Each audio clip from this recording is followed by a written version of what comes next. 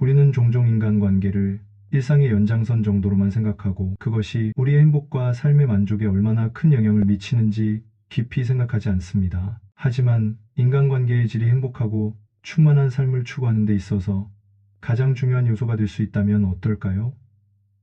오늘은 인간관계의 지혜를 깊이 있게 살펴보겠습니다. 스토아 철학은 역경 속에서도 평온을 유지하고 인내하는 것뿐만 아니라 우리에게 진정으로 존중하고 삶을 풍요롭게 해주는 사람들과 함께하는 것이 얼마나 중요한지 가르쳐 줍니다. 스토아 철학은 단순히 고난을 견디는 것만이 아닙니다. 진정으로 우리 내면의 평온과 도덕적 성장을 위한 것들에 집중하는 법을 알려줍니다. 이번 영상에서는 특정 인간관계를 재평가하고 때로는 단절해야 할 12가지의 명확한 신호에 대해 알아보겠습니다. 이는 단순히 부정적인 영향을 피하는 것이 아니라 지혜의 정의, 용기, 절제와 조화되는 길을 선택하는 것입니다. 함께 이 통찰력을 탐구해 나가며 우리 삶의 방향을 개인적인 평온뿐만 아니라 건강한 삶에 대한 깊은 이해로 향해 나아가 봅시다. 건강한 인간관계를 키우거나 어려운 결정을 내릴 용기를 찾고 있다면 이 논의가 여러분의 대인관계 접근 방식을 변화시킬 관점과 마음을 제공해 줄 것입니다. 우아하게 관계를 끊는 방법을 배우고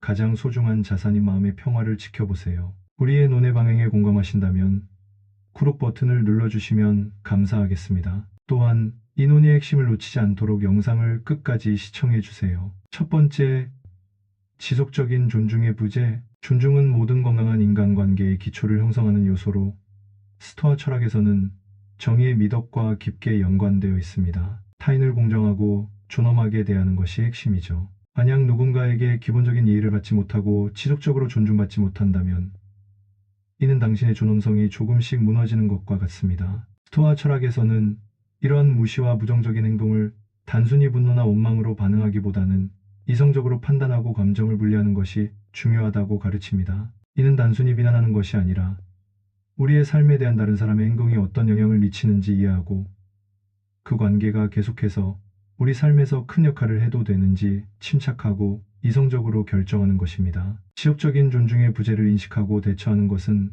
단순한 반응이 아니라 우리의 정신적 평화와 도덕적 온전함을 지키기 위한 적극적인 조치입니다. 이는 당신이 합당하게 받을 가치보다 더 적게 받아들이지 않고 필요한 경우 당신의 정의와 존엄성에 부합하도록 관계를 정리하는 것을 의미합니다. 이는 단순한 자기보호를 넘어 당신의 가치를 지키고 스토아 철학의 덕목을 추구하는 데 대한 이행을 의미합니다. 두 번째, 정신건강에 미치는 부정적인 영향. 주변 사람들의 영향은 우리의 정신건강에 깊이 스며듭니다. 스토아 철학은 평온을 유지하는 것의 중요성을 강조하며 이는 감정을 억누르는 것이 아니라 효과적으로 이해하고 관리하는 것입니다. 만약 누군가의 영향으로 인해 불안, 우울, 스트레스를 자주 느낀다면 그 관계는 우리에게 해로울 수 있다는 명확한 신호입니다. 스토아 철학은 우리가 고난을 견디는 것뿐만 아니라 우리 행복에 기여하는 환경을 조성하는 것 또한 권고합니다. 우리의 정신적 평화를 방해하는 관계를 지속하는 것은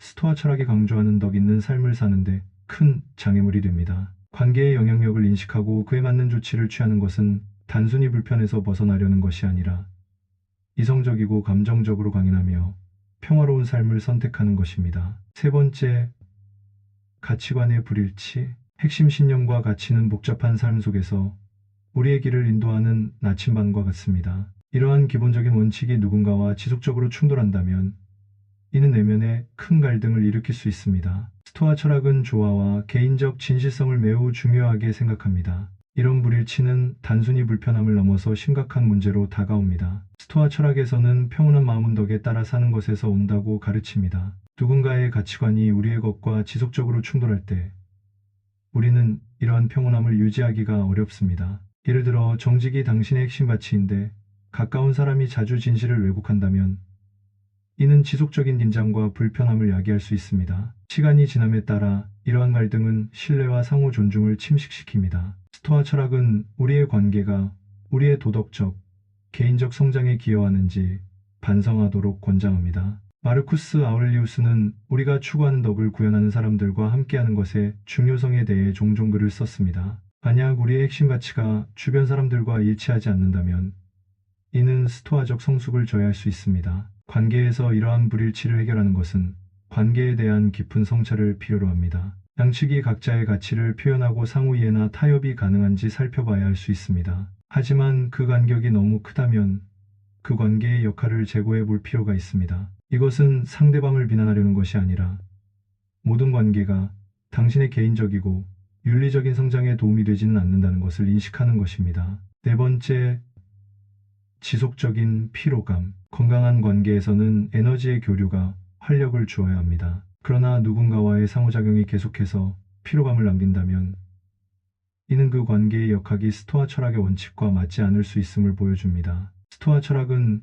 우리 내면의 에너지를 유지하고 신중하게 사용하는 것의 중요성을 가르칩니다. 세네카와 마르쿠스 아우렐리우스와 같은 스토아 철학자들은 관계가 우리의 감정적 또는 신체적 자원을 소모시키기보다는 양육적이고 상호적인 것이어야 한다고 강조했습니다. 누군가와의 상호작용 후 계속해서 피로감을 느낀다면 이는 단순한 불편이 아니라 덕 있는 삶을 살아가기 위해 필요한 자원을 소모시키는 문제입니다. 이러한 상황에 대처하려면 그 관계가 왜 피곤하게 만드는지에 대한 깊은 평가가 필요합니다. 상호 지원의 부재, 일방적인 상호작용, 혹은 상대방의 부정적인 태도나 요구 때문일 수 있습니다. 문제의 근본 원인을 파악하는 것이 그 문제를 해결하는 첫걸음입니다. 이는 당신의 감정에 대해 솔직하게 소통하거나 더 강한 경계를 설정하는 것일 수 있으며, 때로는 관계가 회복 불가능하다면 평화와 웰빙을 지키기 위해 거리를 두어야 할 수도 있습니다. 다섯 번째, 조종의 징후. 조종은 관계에서 큰 위험 요소입니다. 스토아 철학은 이성, 진실, 평온을 중시하며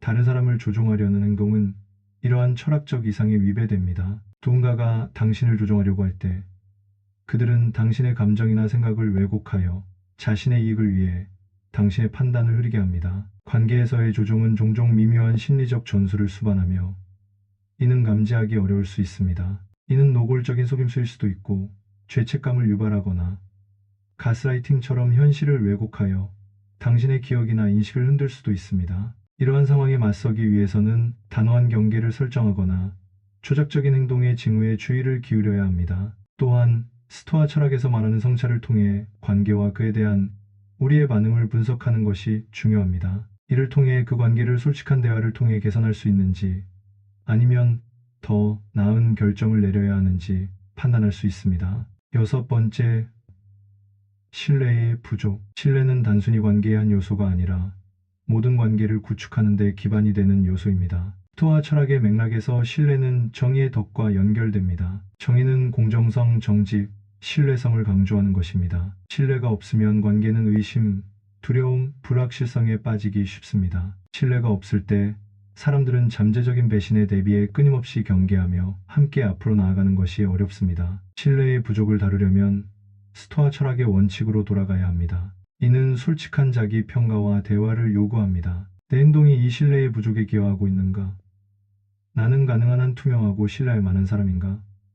스토아 철학은 이러한 질문에 정면으로 맞서도록 장려하며 성실성과 솔직함으로 돌아가는 것이 신뢰를 회복하는 길이라고 말합니다. 만약 신뢰 문제의 원인이 상대방의 행동에서 비롯된 것이라면 솔직한 대화와 적절한 경계를 설정하는 것이 중요합니다. 그러나 신뢰가 지속적으로 회복되지 않는다면 그 관계를 재평가하고 스토아 철학의 이상에 따라 관계의 방향을 다시 설정하는 것이 필요할 수 있습니다. 신뢰가 없는 관계를 재검토하고 조정하는 것은 단지 관계의 조화뿐만 아니라 스토아 철학에서 강조하는 침착함과 내적 평온을 유지하는 데 필수적입니다. 일곱 번째, 정서적 또는 신체적 학대. 스토아 철학은 내면의 평화와 자기보호를 강조합니다. 누군가의 행동이 신체적 또는 정서적 학대의 형태를 띈다면 이는 스토아 철학의 핵심 원칙과 정면으로 배치되는 것입니다. 마르쿠스 아우렐리우스는 외부의 불행과 부당함, 그리고 학대에도 불구하고 자신의 내면을 지키는 내적 성체의 중요성을 강조했습니다. 이해적 성체는 우리의 원칙을 굳건히 지키고 정신적 평화를 보호하는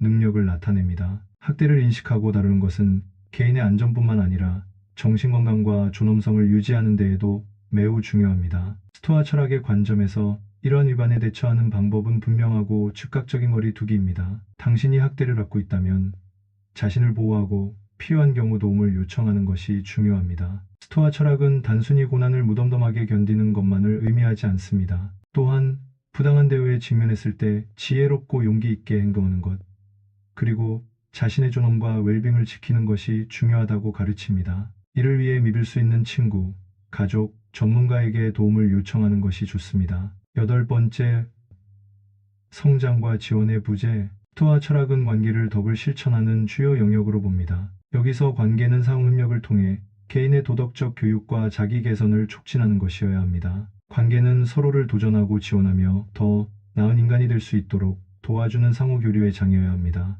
이러한 지원은 어려운 시기에 격려하는 것뿐만 아니라 적극적으로 성장을 촉진하고 잘못된 행동을 바로잡는 것까지 포함합니다. 그러나 관계에서 더 이상 성장과 지원이 없다면 이는 스토아 철학의 실천에 대한 중요한 징후입니다. 이러한 상황은 자기 성찰과 행동을 요구합니다. 그 관계가 왜 정체되고 있는지 평가하고 직접적으로 해결해야 합니다. 이를 위해서는 당신의 필요와 기대에 대해 솔직하고 개방적인 대화를 시작하는 것이 필요할 수 있습니다. 때로는 관계의 목표를 재정의하거나 그 관계가 더 이상 당신의 발전에 도움이 되지 않는다고 인식하는 것도 중요합니다. 스토아 철학은 때로는 가장 용기 있고 이성적인 결정이 특정 관계를 놓아주는 것임을 가르칩니다. 이는 단순히 행복을 찾기 위한 것이 아니라 당신의 근본적인 가치와 일치하는 관계를 유지하며 스토아 철학의 이상을 향해 나아가기 위한 것입니다. 아홉 번째, 지속적인 이기적인 행동. 스토아 철학에서 관계는 관대함, 공정함, 상호성 같은 덕목을 실천하는 중요한 장으로 간주됩니다. 관계는 주고받는 상호작용의 장이 되어야 합니다. 따라서 지속적인 이기심은 이러한 관계의 핵심 가치에 정면으로 위배됩니다. 스토아 철학은 관계에서 서로의 행복을 동등하게 고려해야 한다고 강조합니다. 만약 관계에서 지속적인 이기심이 나타난다면 이는 시간이 지날수록 불만과 불신을 키워 관계의 신뢰와 애정의 유대를 약화시킬 수 있습니다. 지속적인 이기심에 대처하기 위해서는 솔직한 성찰과 대화가 필요합니다. 스토아 철학에서는 침착하고 분명하게 자신의 우려를 표현하고 비난보다는 행동이 미치는 영향에 초점을 맞추는 것을 권장합니다. 그렇게 함으로써 상대방의 이해와 인식을 도모하고 긍정적인 변화를 촉진할 수 있습니다. 이러한 상황은 덕을 실천할 기회로 여겨야 합니다. 지속적인 이기심으로 얼룩진 관계는 단순한 개인적 도전이 아니라 철학적 도전입니다. 이는 상호 존중, 지원, 그리고 모든 사람이 성장할 수 있는 관계를 구축해야 한다는 스토아 철학의 이상에 대한 방해 요소입니다. 이 문제를 인식하고 다루는 것은 단순히 개인의 행복을 위한 것이 아니라 도덕적이고 윤리적인 삶을 추구하며 자신과 타인을 풍요롭게 하기 위함입니다. 열 번째, 부정적인 의사소통. 스토아 철학은 의사소통을 건강한 관계를 지원하는 데 있어 핵심적인 요소로 봅니다. 의사소통이 부정적으로 변하면 즉각적인 상처를 줄 뿐만 아니라 상대방에 대한 인식 자체를 바꿀 수 있고 시간이 지남에 따라 신뢰와 애정을 무너뜨릴 수 있습니다. 스토아 철학에서는 문제가 되는 상황을 침착하게 관찰하며 그 해결책을 찾으라고 합니다. 이는 단순히 분노와 감정에 반응하지 않고 이성적인 판단으로 문제를 다루는 것을 의미합니다. 부정적인 의사소통이 계속된다면 경계를 정하고 적절한 거리 두기가 필요할 수 있습니다. 부정적인 의사소통에 대처하는 스토아 철학의 방법은 자신의 말과 행동을 주의 깊게 성찰하는 것에서 시작됩니다. 우리는 우리의 의사소통 방식이 우리의 윤리적, 철학적 목표에 부합하는지 정기적으로 평가해야 합니다. 만약 의사소통 방식이 개선되지 않는다면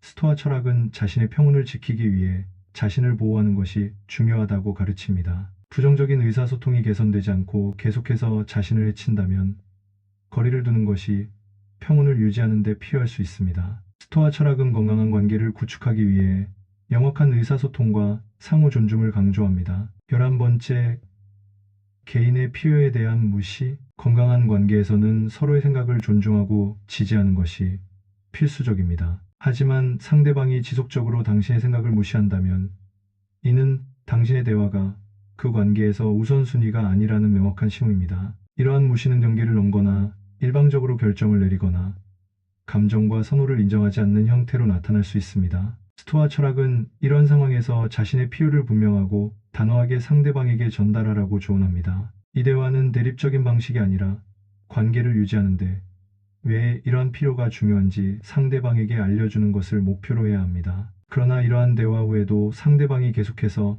당신의 의견이나 생각을 무시한다면 그 관계의 방향을 다시 생각해야 할 수도 있습니다. 스토아 철학은 우리를 긍정적으로 이끌어주는 사람들과 함께하는 것이 중요하다고 가르칩니다. 개인의 필요를 근본적으로 무시하는 관계는 조화롭고 덕 있는 삶을 추구하는 스토아 철학과 부합하지 않을 가능성이 높습니다. 12번째, 상호 책임감의 부재. 어떤 관계에서든 상호 책임감은 필수적입니다. 스토아 철학은 우리의 행동에 책임을 지는 것이 기본적인 덕목이라고 가르칩니다. 이러한 상호 책임감은 신뢰와 존중을 키워 강하고 오래 지속되는 관계를 만듭니다. 책임감이 부족하다면 상대방이 자신이 존중받지 못하고 있음을 느끼게 되어 관계의 균형이 무너질 수 있습니다. 스토아 철학에서는 관계는 상호적인 지원과 성장을 위한 기반이 되어야 한다고 말합니다. 상호 책임감의 부재를 해결하기 위해서는 솔직하고 개방적인 의사소통이 필요합니다. 양측 모두 기대치를 분명하게 논의하고 책임감이 무엇을 의미하는지에 대해 합의해야 합니다. 이것은 특정 행동 기준을 설정하고